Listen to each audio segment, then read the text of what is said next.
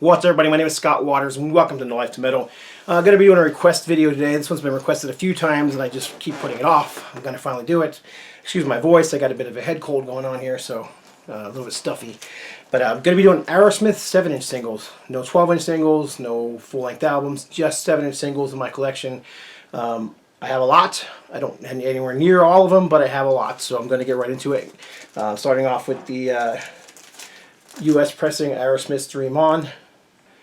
Backed with Somebody, just in the regular US Columbia sleeve.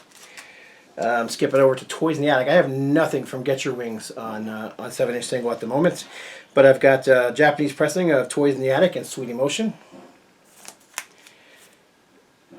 And like most Japanese pressings, it comes in a sleeve like this with a paper in the front and the Japanese lyrics in the back, which I've always found kind of cool.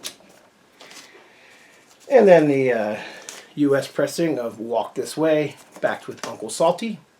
Again, in just a plain Columbia sleeve. I believe this next one is a Dutch pressing. Let's see, is it Dutch or German? Anyhow, this is Last Child, backed with Combination off the Rocks album. So 1977 we're in now. Sorry, 1976 we're in now.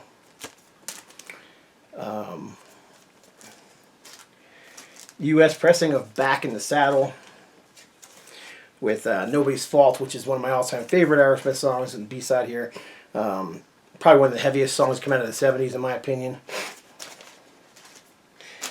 And the US pressing of Last Child, backed with Combination.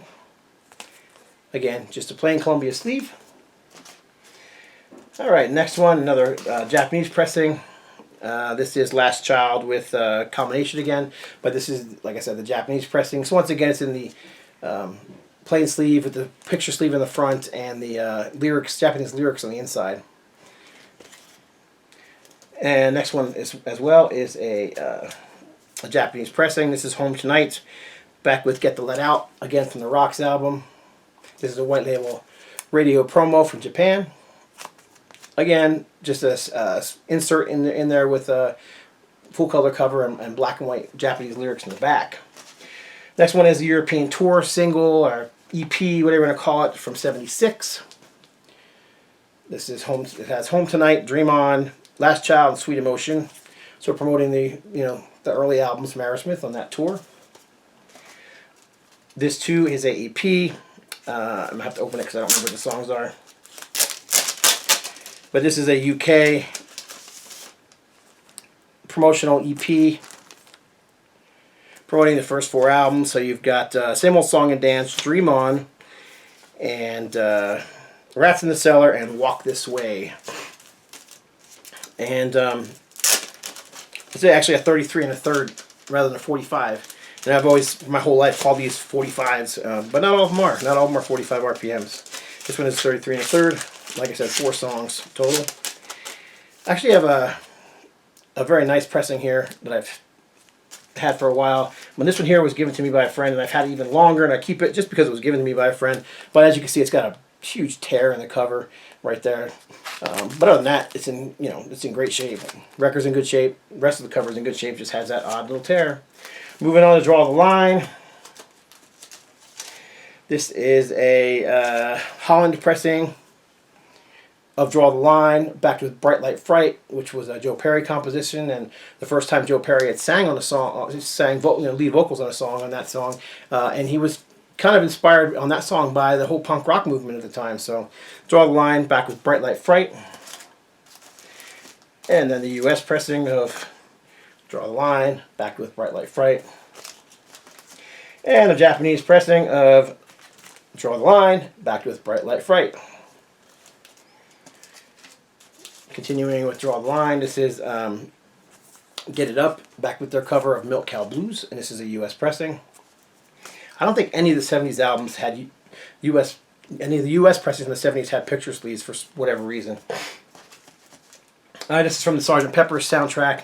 Aerosmith, the only band that really come out of that movie unscathed, but this is Come Together, backed with Kings and Queens. This is a Japanese pressing. I love their cover of Come Together. I also love Kings and Queens, one of my all-time favorite Aerosmith songs, so very cool single from Japan. And then I've also got, I believe this is a Dutch pressing as well. Yeah, this is a Dutch pressing. It's got a little note in it from a friend that sent it to me. So there's the Dutch pressing. And I dig the cover on this one because it's actually got a picture of the band in the movie. So that's the, what were they called in the movie? It's going to make me nuts if I can't remember it. Anyhow, that's actually a picture of them on stage in the movie. And if you look closely, you can see the band instruments here from Sgt. Pepper's and whatnot. So, yeah, I got... People send me gifts and they send notes with it. I usually keep the notes with the record. Just sentimental reasons. This one here was sent to me by a guy named Passy, who's a friend of mine. The Future Villain Band. That's what it is. So I got a second copy of that one that's in my collection. And I saw it, I remembered it, Future Villain Band. And then here's the U.S. pressing of Come Together. Again, backed with Kings and Queens. Coming in around the same time, this was a song that was only released as a single at the time. There was no studio version of it, but for live bootleg, they released Chip Away at the Stone, which is a Richie Supa composition. That is great. It's one of my favorite Aerosmith songs, but it was only released as a live version. And the single, the promo single, which is what this is, a white label promo, has the studio version on the B-side. So, and then as well, here is the studio version of Chip Away at the Stone, backed with Draw the Line, in the Collector Series 45s. Moving on to the next album. This is Remember, Walking in the Sand, backed with Bone to Bone, Coney Island Whitefish Boy, off the Night in the Ruts album, or Right in the Nuts, whichever you prefer. Again, the Japanese single for the same song and the same song on the B-side. And then, of course, the band kind of fell apart, and they did Rockin' a Hard Place. I have no singles from Rockin' a Hard Place. They do have singles for that. I just don't yet own any. But when they did finally get back together with the original band members, this is the Japanese single for Let the Music Do the Talking, backed with Gypsy Boots. Again, it's Japanese pressing, so you got the just the normal Columbia sleeve on the inside and the paper insert with the full color photo on one side and then the Japanese lyrics on the other. And then after that, they started getting more into the pop rock sound with songs like Dude Looks Like a Lady. I know a lot of people don't like this era of the band. I do. What can I say? I like them. I mean, it's not the same hard rock 70s metal that they were in the 70s, but I still dig it. Still sounds like Aerosmith.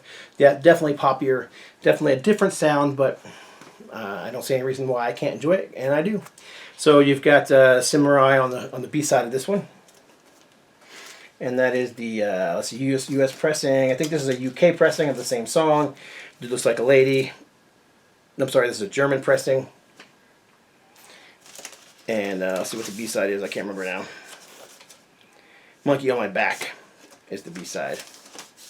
Which is actually off of the next album, Pump.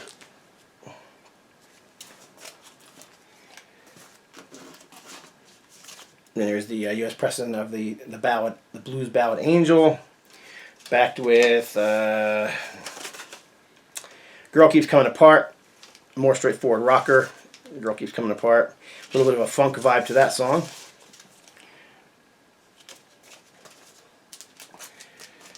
And Ragdoll, Living in a Movie. Again, definitely a more pop song, a bit of a funk vibe to that one as well. Once again, I can't see the B-side. Ragdoll, backed with St. John. Here's the back of the picture sleeve. That is U.S. pressing. I've had so many versions of this Ragdoll single, and I've kept a couple of them here, but I've given a lot of them to friends because, frankly, they're almost all exactly the same. So that's the U.S. pressing. This one's kind of cool because it's just different. The cover is different. and it's got a different B-side. So this is Ragdoll backed with the Beatles cover of I'm Down. Again, it's the Warner Brothers, Asylum, whatever, all the different record labels in the back sleeve, and it's got the paper insert with the Japanese lyrics on the inside. And another one that I've owned a ton of these. I've given them to several different friends because I just got so many of them. I didn't need 20 different versions of this one, but I still have a few. So here's the U.S. pressing of Love in an Elevator, backed with Young Lust. Here's the B-side, the back of the record. Again, I do have a couple versions of this still. This one is near identical. This is, I believe, the Canadian pressing, which it's the same B-side. There's really no difference other than it says pressed in Canada. This is kind of cooler. This is came out. This is a UK pressing, I believe, but it came with a patch, so you can see the pump patch right there, and it's got the B-side as Young Lust.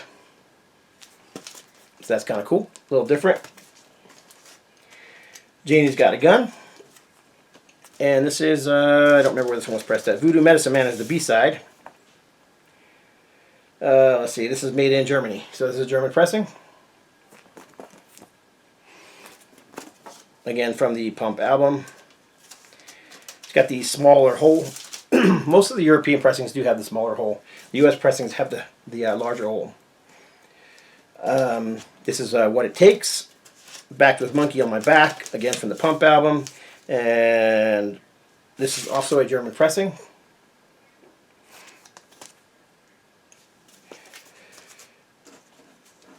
Moving on to another album here, this is Shut Up and Dance, backed with, this is a UK pressing, Deuces Are Wild on the B-side with Crazy, the orchestral version, Crazy being a kind of a bluesy ballad.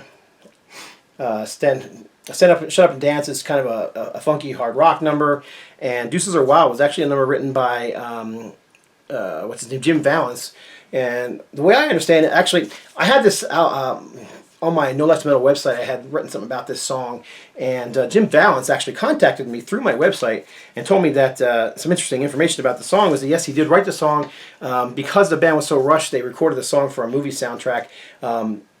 But because the band was so rushed, the band didn't actually have time to go in and record this. So it's actually just Jim Vallance playing all the music on there. It's basically the demo version of the song, and Steven Tyler came in and sang the song.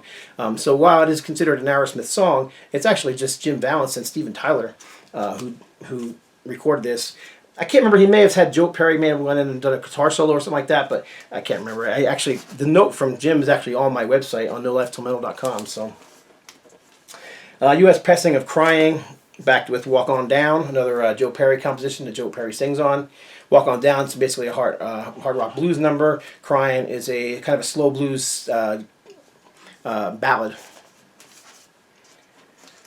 And then the U.S. pressing of The Other Side and My Girl, just in the plain Geffen record sleeve. And I got just a couple left here. This is Falling in Love is Hard on the Knees from the 9 Lives album. I believe this is a U.S. pressing, but I'm double checking here. Yes, this is a U.S. pressing, pressed in New York. At least that's what it says. And then I've got another pressing of this. I don't know if it's a legit pressing or not, but it's in just a Geffen sleeve. But it's the same one. It got that, the same custom center labels on there, but it's just in a regular sleeve. Now I don't know if they sold some like this or not, or if this one just has a generic sleeve on it because somebody lost this sleeve. I don't know, but it was given to me as a gift, so I kept it. And then moving on to the next album, and the last 7-inch single in this collection is Hole in the Soul and Falling Off. And I think this is a U.S. pressing as well, if I'm not mistaken. Yes, this is a U.S. pressings as well. So A Hole in My Soul. Apparently this was a jukebox single. It actually has a little jukebox tag stuck in there. Picked this one up on eBay years ago when, vinyl was still affordable on eBay. And that's it. That is my 7-inch vinyl collection for Aerosmith. There's a lot of Aerosmith singles, man. I have tons of them.